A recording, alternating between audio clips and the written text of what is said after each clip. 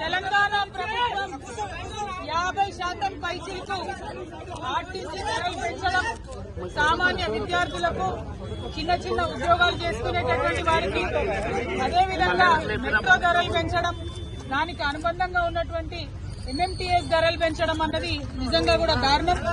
ఎందుకంటే ఆదాయ మార్గాలను పెంచుతామని చెప్పి, ఉద్యోగాలు ఇస్తామని చెప్పి, అనేక కళ్ళబొల్లి మాటలు చెప్పి అధికారంలోకి వచ్చి 18 నెలలైనా కూడా ఆ కార్యక్రమాలు ఏం చేయకుండా కేవలం ఇప్పుడు మళ్లీ సామాన్య ప్రజల మీద భారం వేస్తూ ధరలు పెంచడాన్ని మేము చాలా తీవ్రంగా ఖండిస్తా ఉన్నాం.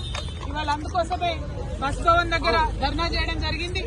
ధర్నా చేసిన ప్రతిసారి మమ్మల్ని అరెస్ట్ చేయడం కాదు, ఈ ప్రభుత్వానికి, ముఖ్యమంత్రి గారికి మేము డిమాండ్ చేస్తా ఉన్నాం, మీరు ప్రజల ఆదాయ మార్గాల్ని పెంచండి, ఆర్టీసీని కాపాడేటటువంటి ప్రయత్నం చేయండి.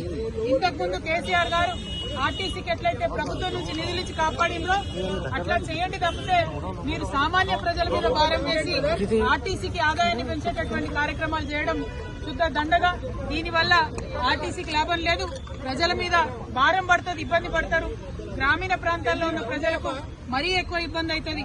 ఇప్పటికే మహిళలకు ఇబ్బంది అవుతుంది, బస్సులు ఎక్కే పరిస్థితి లేదు, మగవాళ్లు టికెట్ కొనుక్కున్నా కూడా నిలబడే పరిస్థితి లేదు, కూర్చునే పరిస్థితి లేదు, నిలబడే ప్రయాణం చేయాల్సినటువంటి పరిస్థితి ఉంది.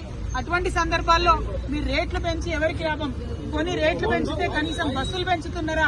ఒక సీట్ అన్నా ఉన్నదా కూర్చోవడానికని టికెట్లు కొనే ప్రయాణికులు ప్రభుత్వాన్ని ప్రశ్నిస్తున్నారు. అవేమి చేయకుండా కేవలం మీరు రేట్స్ పెంచడం చాలా దారుణం. ఈ వైఖరిని మేము ఖండిస్తున్నాం.